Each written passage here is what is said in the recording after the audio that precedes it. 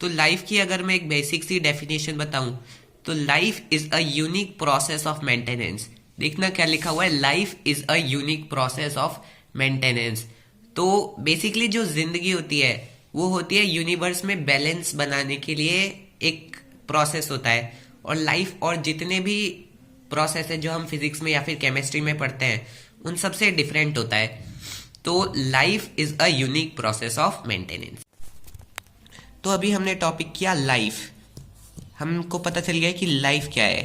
तो अभी हम ध्यान देंगे व्हाट इज लिविंग पर, कि आखिर लिविंग क्या है। तो इसकी डेफिनेशन देखिए एक बार। तो those organism who perform all the essential life processes and who can respond to external stimuli are living beings.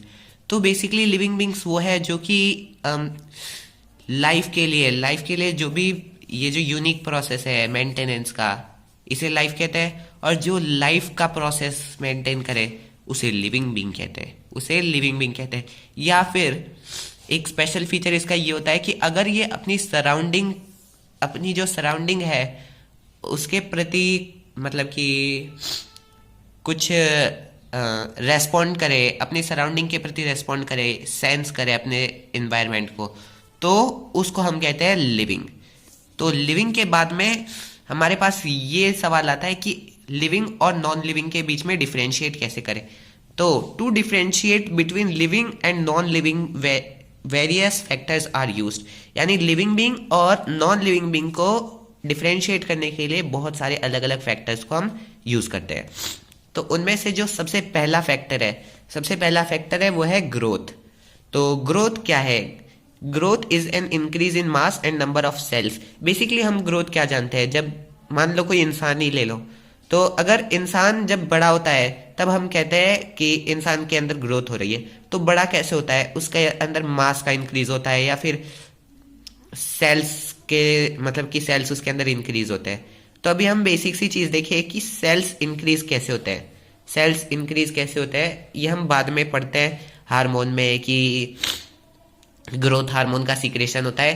तो जो भी डैमेज्ड सेल्स होते हैं, किसी भी प्रकार से सेल डैमेज होते हैं, तो उन डैमेज्ड सेल की जगह दूसरे सेल्स लाने के लिए सेल डिवाइड करते हैं, सेल मल्टीप्लाई करते हैं। तो उससे क्या होता है? सेल के नंबर में इंक्रीज होता है, और सेल के नंबर में इंक्रीज होता है तो ग्रोथ होती है। ये बेसिक सी बात है। पर अभी ग्रोथ के अंदर भी कुछ लिमिटेशन है।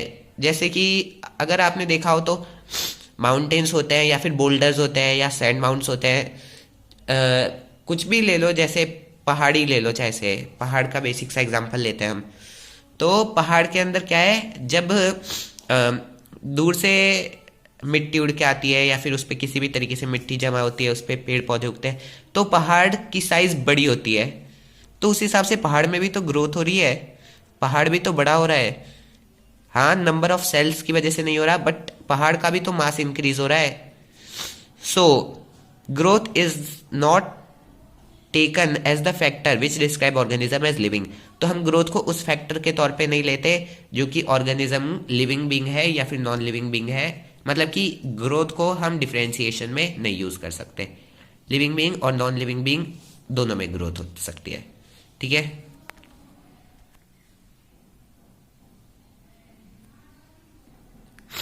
तो अभी क्या है, अभी हमने देखा ग्रोथ। अभी ग्रोथ के बाद में जो दूसरा पॉइंट आता है वो आता है मेटाबॉलिज्म। तो बेसिकली कोई भी ऑर्गेनिज्म ले लो, ह्यूमन बीइंग ले लो, तो ह्यूमन बीइंग के अंदर कितने सारी केमिकल रिएक्शन होती है। हाइड्रोक्लोरिक एसिड का फॉर्मेशन होता है जो कि फेरस को Fe+3 आयन को Fe+2 में ब्रेक डाउन करता है। तो बहुत सारे केमिकल प्रोसेसेस होते हैं। ये तो मैंने सिर्फ एक एग्जांपल दिया हाइड्रोक्लोरिक एसिड का और Fe+3 के ब्रेक डाउन का। तो बेसिकली जो भी केमिकल रिएक्शन हमारी बॉडी के इनसाइड होते हैं उन्हें कहते हैं मेटाबॉलिज्म। तो अभी तुम कहोगे कि ये जो नॉर्मल लैब्स होती है उसमें भी तो हम रिएक्शन करते हैं। तो बेसिकली जिस चीज के अंदर हम रिएक्शन कर रहे हैं, क्या वो भी लिविंग बीइंग है? नहीं, वो लिविंग बीइंग नहीं है, बट फिर भी उसके अंदर रिएक्शन हो रहा है। तो हम ऐसे कह सकते हैं कि वो रिएक्शन लिविंग है। यानी कि बेसिकली मतलब कि नॉन लिविंग बीइंग के अंदर मेटाबॉलिज्म नहीं हो सकता। तो मेटाबॉलिज्म हो सकता है सिर्फ और सिर्फ लिविंग के अंदर। तो मेटाबॉलिज्म एक बढ़िया चीज है लिविंग बीइंग को क्लासिफाई करने के लिए।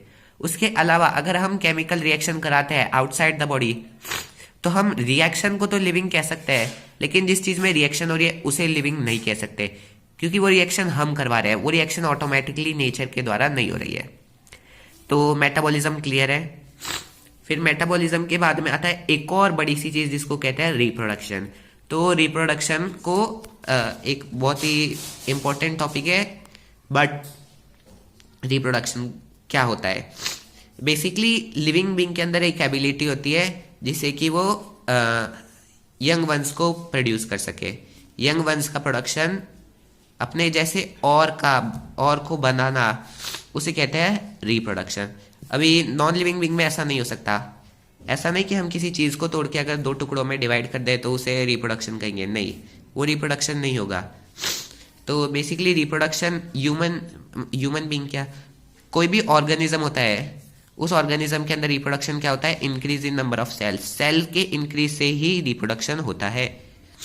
ये थोड़ा बहुत ग्रोथ की तरह ही है, but this is the production of एक और खुद के जैसा लिविंग बीइंग, है ना। तो लेकिन इसके अंदर भी कुछ केसेस होते हैं, जैसे कि म्यूल होते हैं और कुछ इंसान होते हैं जिनके अंदर रिप्रोडक्शन नहीं हो सकता, जिनके अंदर रिप्रोडक्शन एब्सेंट होता है। तो हम कह सकते हैं reproduction is synonymous to growth. Reproduction जो होता है वो ग्रोथ के ही एक तरह से पर्यायवाची के रूप में ले सकते हैं। मतलब कि ग्रोथ भी ह्यूमन बीइंग लिविंग और नॉन लिविंग के बीच में डिफरेंशिएशन के लिए यूज में नहीं ले सकते, उसी तरह रिप्रोडक्शन भी नहीं ले सकते। ग्रोथ का क्या है? ग्रोथ लिविंग बीइंग में भी होता है और नॉन लिविंग बीइंग में तो होता ही है और नॉन लिविंग बीइंग में भी होता है। और रिप्रोडक्शन क्या है? नॉन लिविंग बीइंग में नहीं होता, लेकिन लिविंग बीइंग में से भी कुछ लिविंग बीइंग में नहीं होता। उसके अलावा एक और इम्पोर्टेंट चीज है सेंसिटिविटी। तो सेंसिटिविटी बहुत ज्यादा इंपॉर्टेंट चीज है। जो भी लिविंग बीइंग्स है उनके पास ये एबिलिटी होती है कि उनका जो भी सराउंडिंग हो, उनके आसपास कुछ भी हो, तो उसको लेकर वो रेस्पॉन्ड कर सकते हैं, कुछ भी रेस्पॉन्स कर सकते हैं। इसका एग्जांपल तुम ले सकते हो रिफ्लेक्स एक्शन। जैसे हम किसी भी गर्म चीज को हाथ लगाते हैं तो हम तुरंत हाथ हटा लेते हैं, तो वो हम सराउंडिंग को सेंस करके और रेस्पॉन्ड कर रहे हैं। So this is called as sense. तो ये 4 पॉइंट्स है जिनसे हम लिविंग बीइंग और नॉन लिविंग बीइंग के अंदर क्लासिफाई कर सकते हैं। आज की क्लास में बस इतना ही। नेक्स्ट वाली जो क्लास होगी उसके अंदर हम आगे का पढ़ेंगे, जैसे कि टेक्सोनॉमी, नॉमेनक्लेचर, ये सब क्या होता है सब डिटेल में मैं बताऊंगा।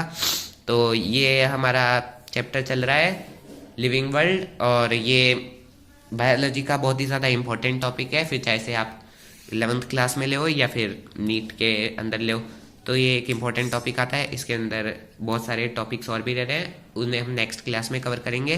तो नेक्स्ट क्लास में मिलेंगे। Thank you.